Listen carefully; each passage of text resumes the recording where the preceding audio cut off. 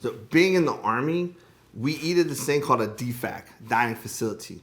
You go in, you get your tray, they give you one meat, one starch, one vegetable, and you're on your way, right? You ask for seconds or more, they look at you and tell you to move on. Well, one time I had lunch at an Air Force dining facility and with some friends of mine. And when I left, I asked them, I'm like, where do we put the tray? Because in the Army, you have to take the tray to a conveyor belt and it goes to the back to get cleaned. And they're like, no, man, just leave it on the table. And I'm like, what do you mean leave it on the table? And they're like, no, somebody will come and take it away. And I'm like, y'all messing with me. And they're like, no, like legit, somebody will do it. And I'm like, thinking to myself, I'm like, okay, well, when I went and got food, you could get more than one meat. You get more than one starch. You get more than one vegetable. So I'm like, all right, this place is pretty cool already. Let me see.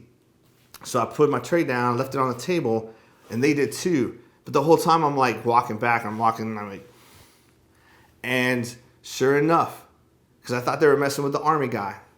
Sure enough, out comes this lady with a cart from the back and puts the trays on the cart and then wheels it on back. Blew my mind. Totally different in the Air Force and the Army. So when the Army guys give the Air Force a hard time, that's kind of why. But we're really just jealous of all the cool stuff you get.